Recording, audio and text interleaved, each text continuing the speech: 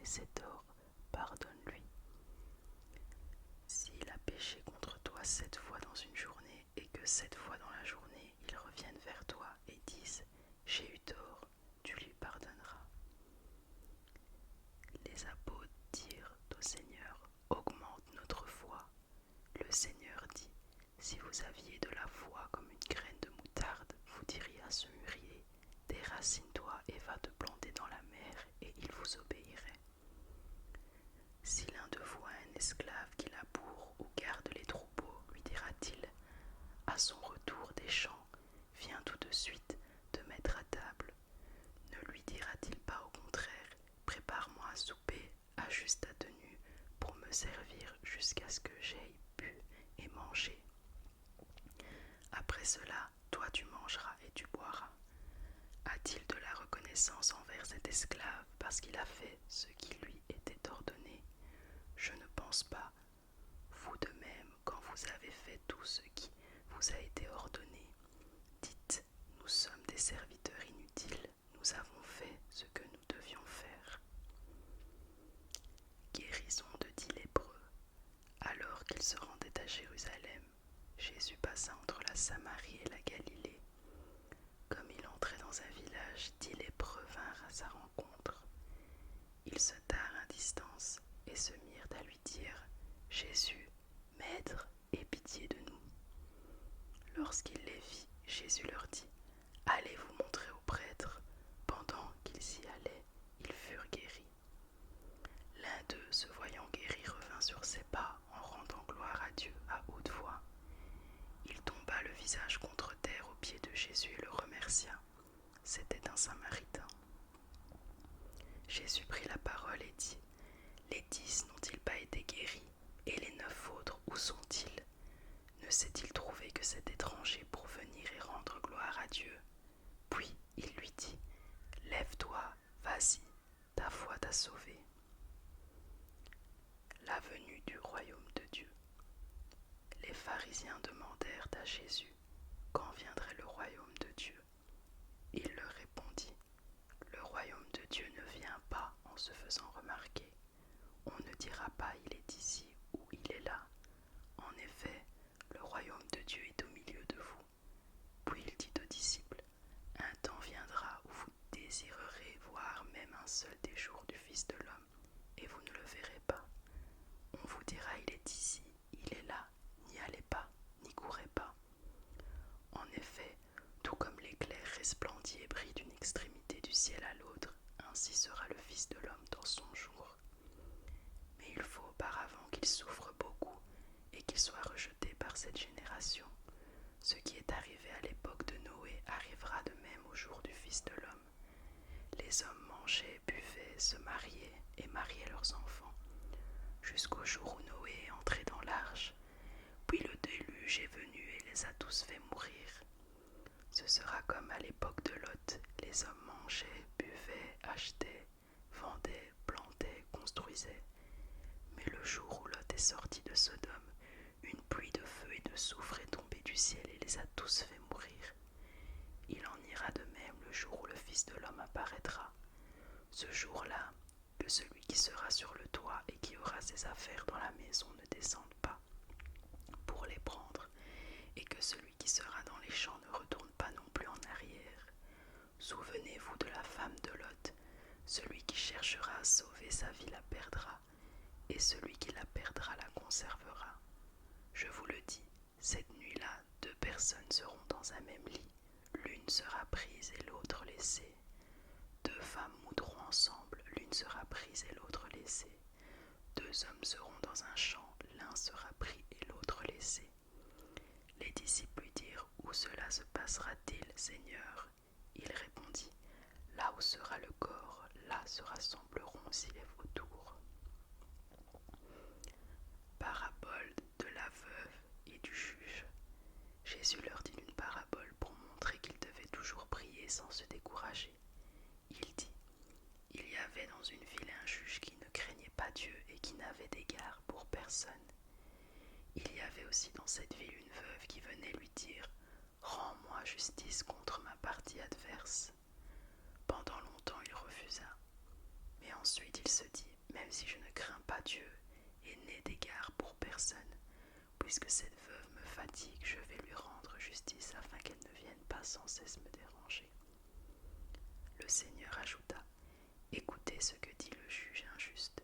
Et Dieu ne fera-t-il pas justice à ceux qu'il a choisis et qui crient à lui jour et nuit? Les fera-t-il attendre? Je vous le dis, il leur fera rapidement justice. Mais quand le Fils de l'homme viendra, trouvera-t-il la foi sur la terre ?» Parabole du pharisien et du collecteur d'impôts. Il dit encore cette parabole à l'intention de certaines personnes qui étaient convaincues d'être justes et qui méprisaient les autres. Deux hommes montèrent au temple pour prier. L'un était un pharisien, l'autre un collecteur d'impôts. Le pharisien debout faisait cette prière en lui-même: « Ô Dieu, je te remercie de ce que je ne suis pas comme les autres hommes qui sont voleurs, injustes, adultères, ou même comme ce collecteur d'impôts.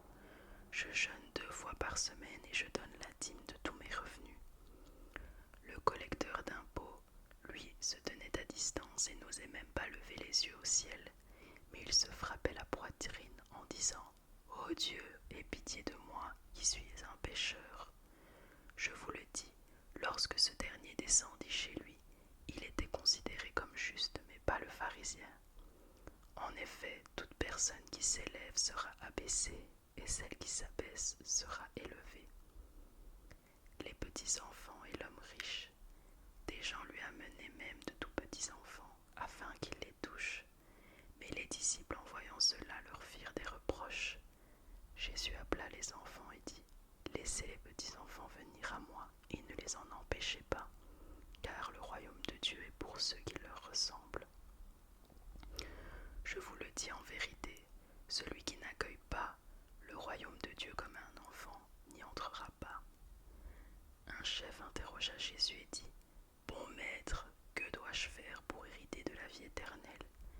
Jésus lui répondit: « Pourquoi m'appelles-tu bon? Personne n'est bon si ce n'est Dieu seul. Tu connais les commandements: tu ne commettras pas d'adultère, tu ne commettras pas de meurtre, tu ne commettras pas de vol, tu ne porteras pas de faux témoignages, honore ton père et ta mère. » J'ai respecté tous ces commandements dès ma jeunesse, dit-il. Après avoir entendu cela, Jésus lui dit: « Il te manque encore une chose, vends tout ce que tu as, distribue-le aux pauvres, et tu auras un trésor dans le ciel. Puis viens et suis-moi. » Lorsqu'il entendit ces paroles, l'homme devint tout triste, car il était très riche. Voyant qu'il était devenu tout triste, Jésus dit qu'il est difficile à ceux qui ont des richesses d'entrer dans le royaume de Dieu. En effet, il est plus facile à un chameau de passer par un trou d'aiguille qu'à un riche d'entrer dans le royaume de Dieu. Ceux qui l'écoutaient dirent: « Qui donc peut être sauvé ?» Jésus répondit: « Ce qui est impossible aux hommes est possible à Dieu. » Pierre dit alors: « Voici, nous avons tous quitté, et nous t'avons suivi. » Jésus leur dit: « Je vous le dis en vérité, personne n'aura quitté à cause du royaume de Dieu sa maison ou sa femme, ses frères, ses parents ou ses enfants, sans recevoir beaucoup plus dans le temps présent et dans le monde à venir la vie éternelle. » Jésus prit les 12 avec lui et leur dit: « Nous montons à Jérusalem, et tout ce qui a été écrit par les prophètes au sujet du Fils de l'homme va s'accomplir.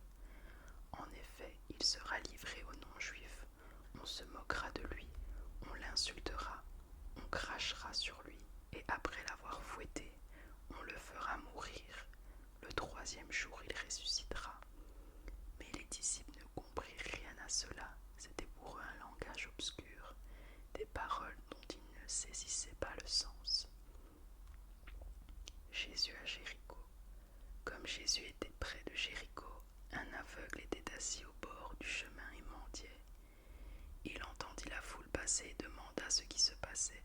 On lui dit: « C'est Jésus de Nazareth qui passe. » Alors il cria: « Jésus, fils de David, aie pitié de moi. » Ceux qui marchaient devant le reprenaient pour le faire taire, mais il criait beaucoup plus fort: « Fils de David, aie pitié de moi. » Jésus s'arrêta et ordonna qu'on le lui ramène. Quand il fut près de lui, il lui demanda: « Que veux-tu que je fasse pour toi ?»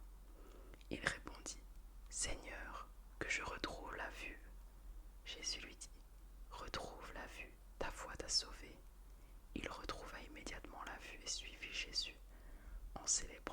gloire de Dieu. Voyant cela, tout le peuple se mit à adresser des louanges à Dieu. Jésus était entré dans Jéricho et traversait la ville. Or, un homme riche, appelé Zachée, chef des collecteurs d'impôts, cherchait à voir qui était Jésus. Mais il n'y parvenait pas à cause de la foule, car il était de petite taille. Il courut en avant et monta sur un sycomore pour voir Jésus, parce qu'il devait passer par là.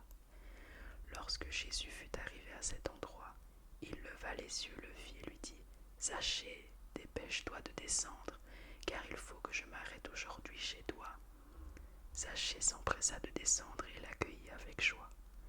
En voyant cela, tous murmuraient en disant « Il est allé loger chez un homme pécheur. » Mais Zachée, se tenant devant le Seigneur, lui dit « Seigneur, je donne aux pauvres la moitié de mes biens, et si j'ai causé du tort à quelqu'un, je lui rends le quadruple. » Alors Jésus dit à son propos « Le salut est entré aujourd'hui dans cette maison parce que lui aussi est un fils d'Abraham.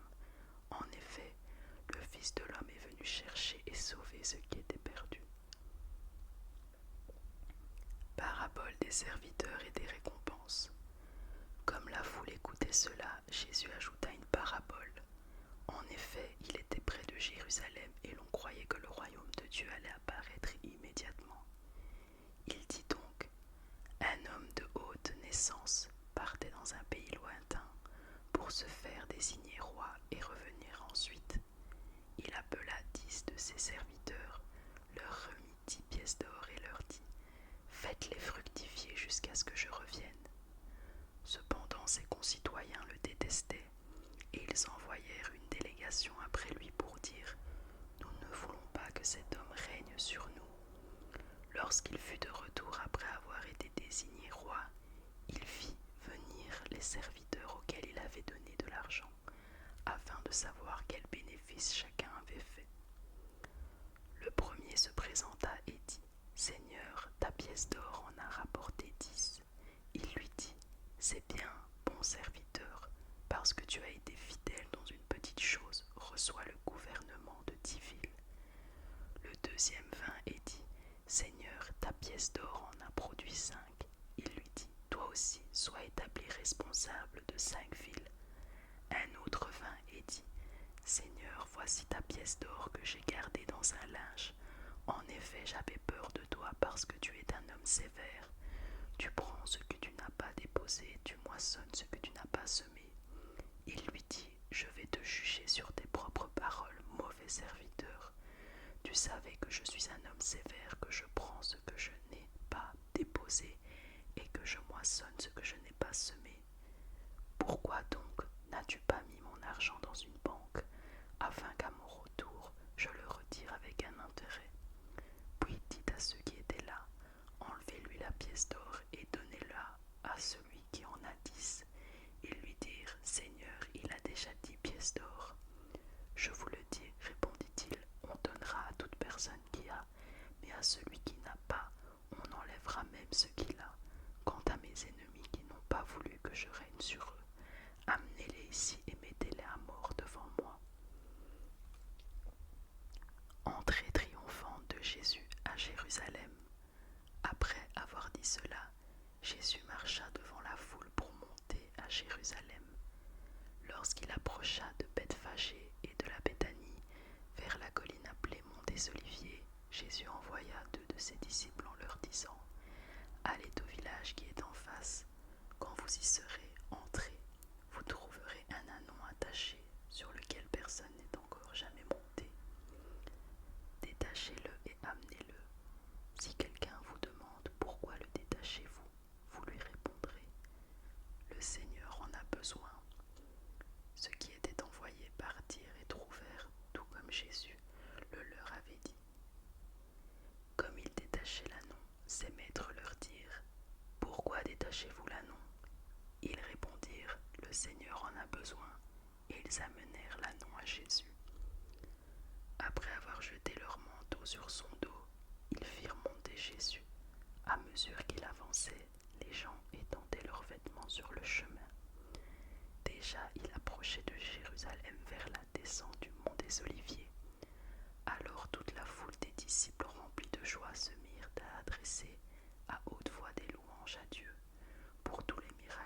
avaient vus. Ils disaient: béni soit le roi qui vient au nom du Seigneur. Paix dans le ciel et gloire dans les lieux très hauts du milieu de la foule. Quelques pharisiens dirent à Jésus: Maître, reprends tes disciples. Il répondit: je vous le dis, si eux se taisent, les pierres crieront. Quand il approcha de la ville et qu'il la vit, Jésus pleura sur elle et dit: si seulement tu avais toi aussi reconnu aujourd'hui ce qui peut te donner la paix, mais maintenant cela est caché à tes yeux.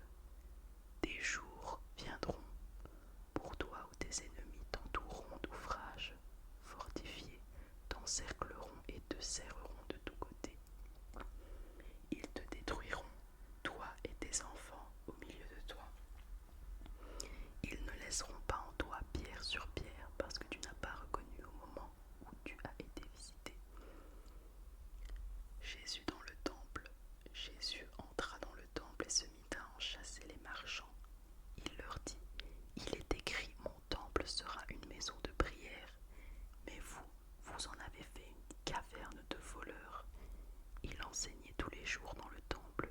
Les chefs des prêtres, les spécialistes de la loi et les chefs du peuple cherchaient à le faire mourir, mais ils ne savaient pas comment s'y prendre, car tout le peuple